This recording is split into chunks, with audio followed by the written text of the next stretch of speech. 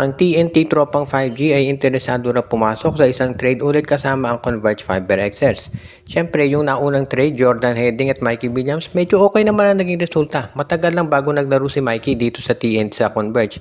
Pero ngayon nakikita natin na parang fair trade naman yung nangyari. Heading for Mikey Williams. At ngayon daw, nag-o-offer na naman ng isang trade ang TNT. At willing daw silang ibigay naman si RR Pogoy plus isang first round draft pick kapalit ni Alex Stockton. Ngayon, ang tanong, papayag kaya itong Converge FiberXer sa ganyang klaseng offer?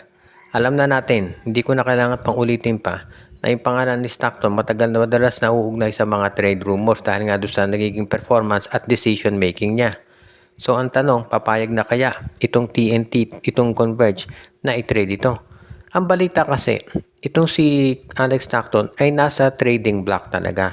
Willing daw makinig itong TNT, itong Converge doon sa mga offers. Ang tanong, ito bang ino-offer ng TNT si RR Pogoy plus isang first round draft pick sapat na para dito sa Converge? Kasi ganito ang iisipin ng Converge. Kung titignan mo parang lugi ang Converge FiberXers dyan. Dahil siyempre matanda na to si RR Pogoy at galing sa injury. Pero ang tanong, meron kayang ibang team na mag-o-offer ng mas maganda pa kaysa dyan sa inaalok ng TNT?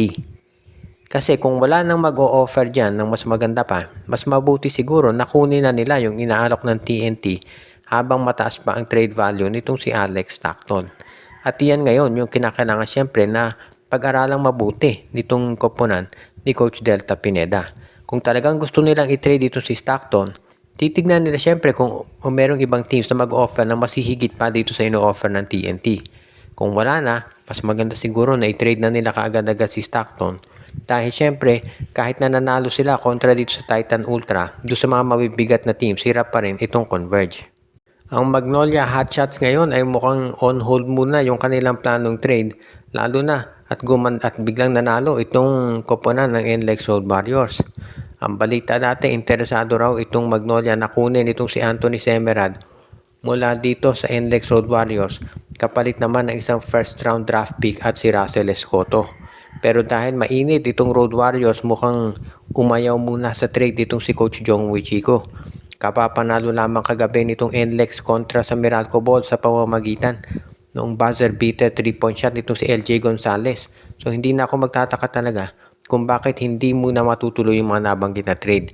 Dahil syempre, kung ikaw si Coach Jong Wichiko, ayaw mo syempre masira yung chemistry ng team. Sa panig naman itong si Coach L.A. Tenorio, importante yung pagkuha dito kay Anthony Semerad dahil ito ay isang two-way player. Alam naman natin na very physical maglaro itong si Semerad at siya talaga yung tipo ng player na gustong-gusto yung physical na laro at hindi lang to scorer, no? Kilala to bilang spot-up 3-point shooter. Pero yung laro nito si Semerad, pwede rin ito na maging isa doon sa mga tinatawag natin na mga import defenders. Actually, kahit yung mga top local players na naglalaro sa wing position, kayang bantayan itong si Semerad. Kaya ito'y pwede talaga magamit ni Coach L.A. Tenorio. Kaya ito hindi ako magugulat kung bakit ito ay gusto niyang makuha. Pero gaya nga nung nabanggit natin, mukhang on hold muna ang nasabing trade at mukhang hindi mo napapayag itong NLEX Road Warriors, lalo na at nakita nila na maganda yung kanilang ipapakitang game. Kaya itong NLEX Road Warriors, asahan natin na magiging mas matindi yung panglalabas na lineup niyan, lalo na at sigurado tayo na magiging mas matindi mga susunod na laban. Pero so far, ang Magnolia naman, willing maghintay sa oportunidad na makuha nga itong nabanggit na player, lalo na at alam natin, very important na maka-acquire sila ng isa pang additional na scorer katulad ni Semerad.